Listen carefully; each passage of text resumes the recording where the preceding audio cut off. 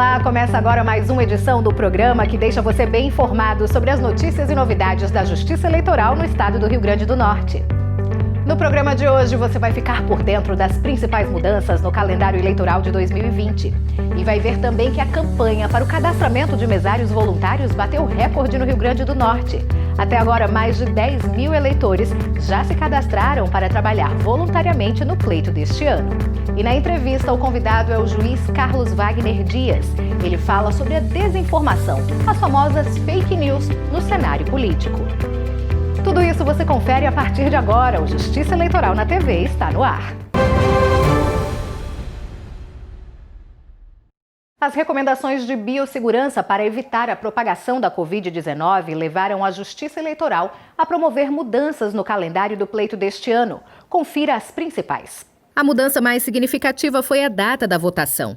O primeiro turno das eleições está marcado para o dia 15 de novembro e o segundo, se houver, será em 29 de novembro. Na verdade, a Emenda Constitucional 107, ela adequou os prazos do calendário eleitoral à nova realidade, à nova data marcada para as eleições em virtude da pandemia. Então, todos esses prazos que na lei eleitoral eram estabelecidos em função da data da eleição, eles foram readequados agora por meio da emenda. Desde o dia 15 de agosto está proibida a contratação de shows artísticos pagos com recursos públicos na realização de inaugurações, por exemplo. O que a lei das eleições veda é que em 3 meses antes sejam usados recursos públicos para custear esse tipo de evento. Então, pelo texto da lei, a vedação vai até o dia da eleição. 27 de setembro é o início da propaganda eleitoral, inclusive na internet. A partir de 27 de setembro é quando os candidatos e partidos eles estão formalmente autorizados pela lei para fazer as suas campanhas, dar início às suas campanhas eleitorais, certo? Esse prazo ele vai se prorrogar durante toda a campanha e, a depender do tipo de propaganda, ele tem datas específicas para encerramento. A partir de 26 de setembro, a Justiça Eleitoral passa a trabalhar em regime de plantão. O regime de plantão funciona autorizando os tribunais a estarem abertos, tribunais e zonas eleitorais estarem abertos diariamente, porque os prazos processuais eles serão contínuos, eles não se interrompem.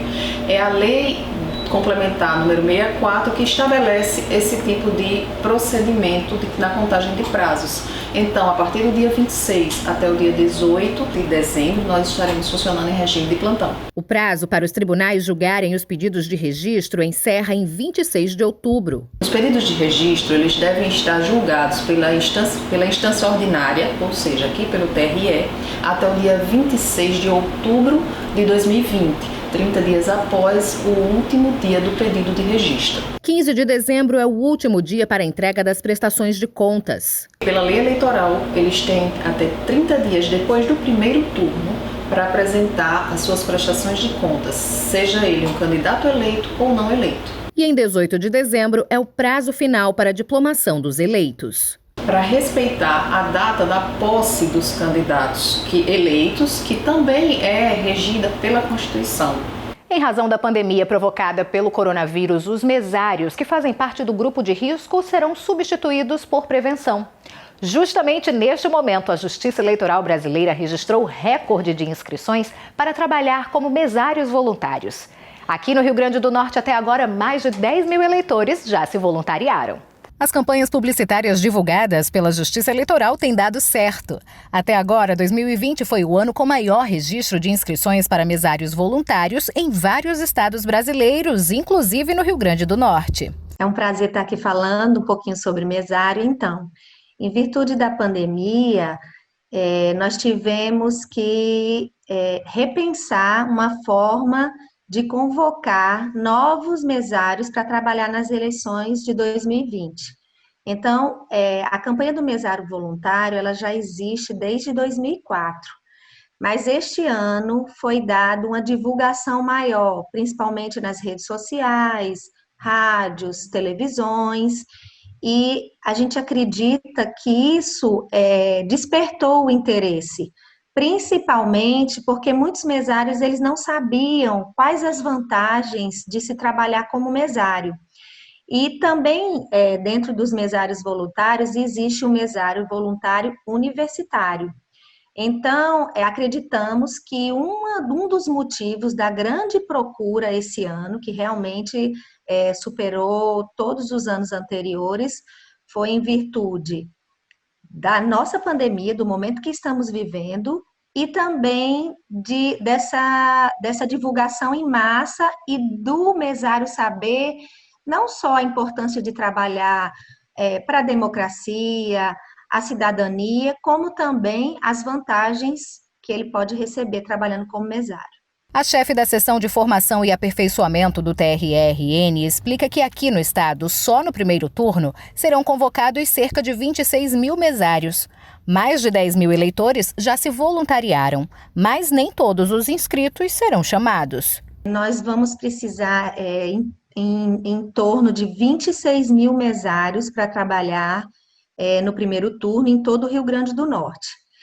Aquele eleitor que desejar ser mesário voluntário, ele pode fazer a sua inscrição pelo site do TRE, num formulário eletrônico. Ele pode procurar o cartório eleitoral ou então ele pode fazer a sua inscrição pelo aquele aplicativo e-Título.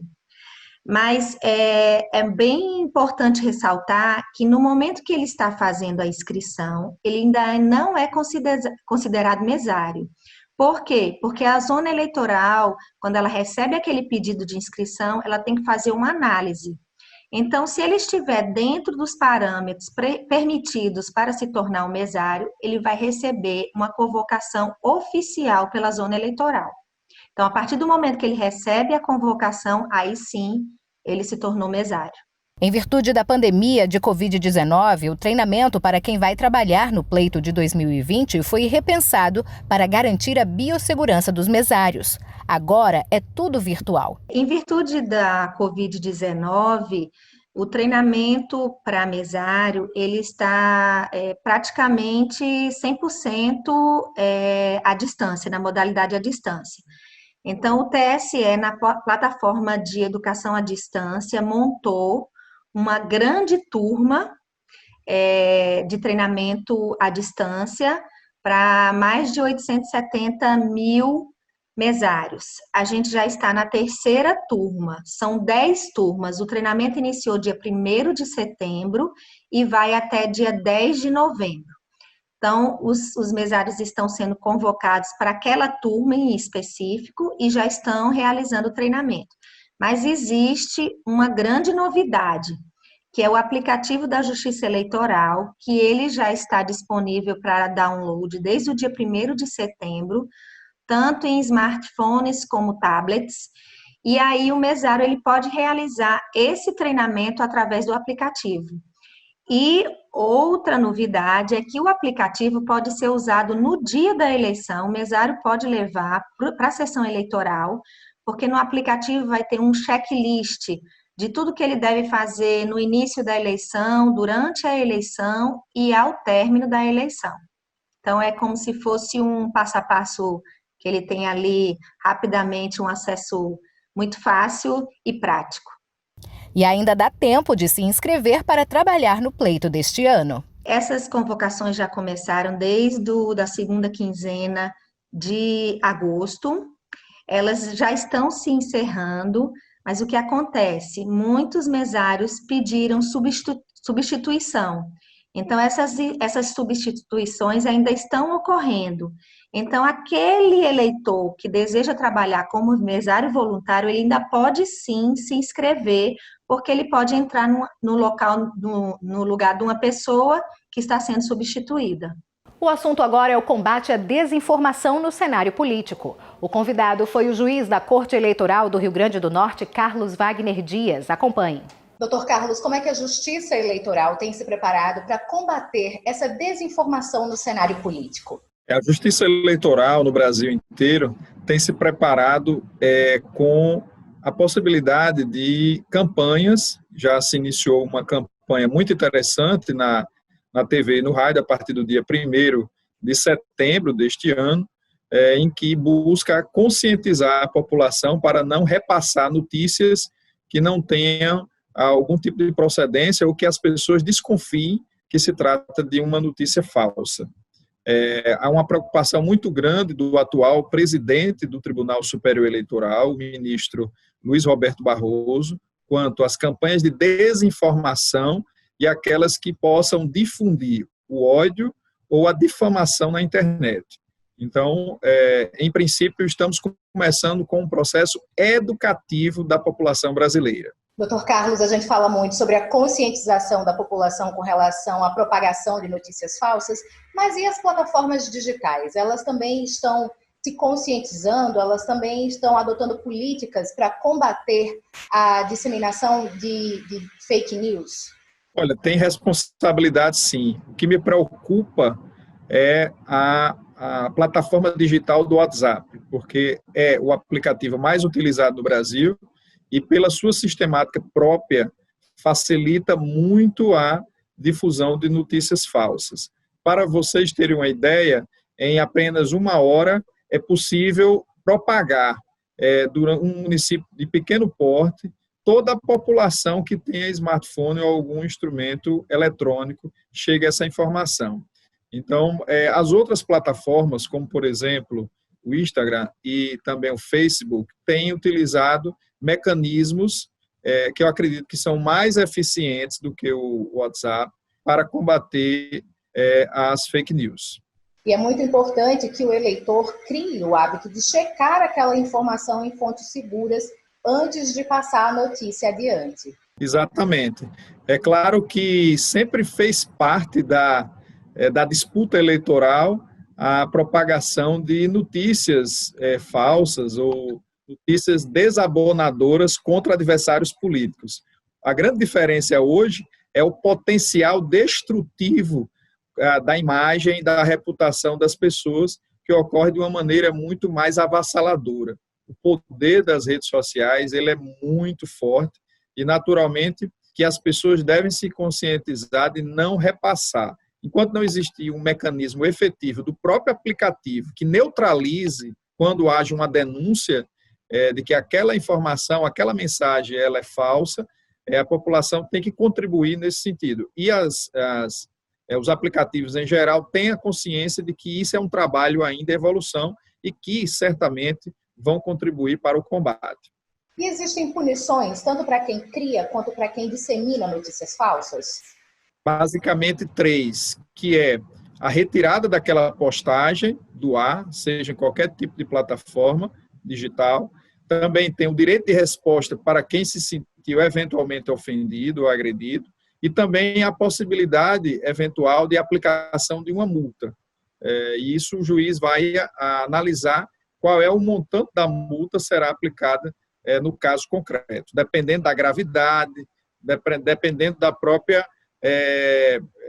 caráter devassador que possa existir naquela mensagem.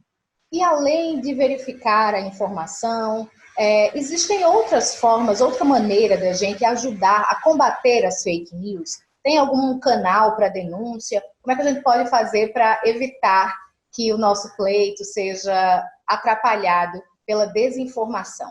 Eu acredito que os próprios partidos políticos podem ser os grandes fiscais, porque eles têm legitimidade ativa para entrar com ações, representações, contra essas pessoas que estão difundindo mensagens falsas.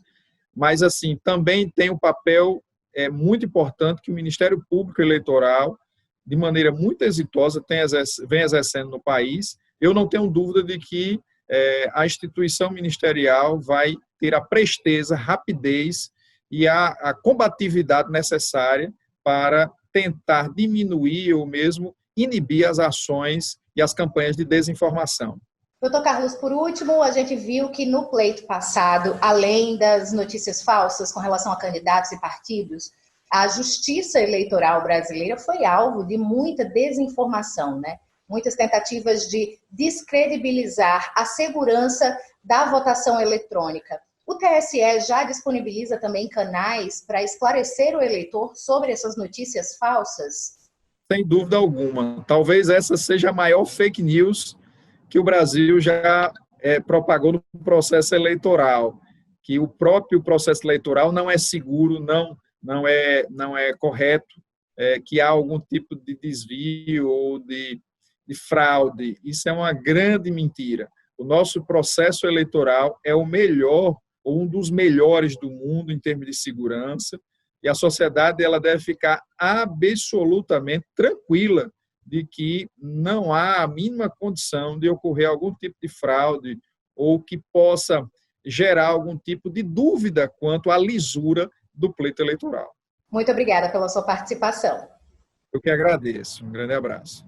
O Justiça Eleitoral na TV de hoje fica por aqui, mas você já sabe, se quiser rever essa ou qualquer outra de nossas edições, basta acompanhar o nosso canal no YouTube. Até a próxima!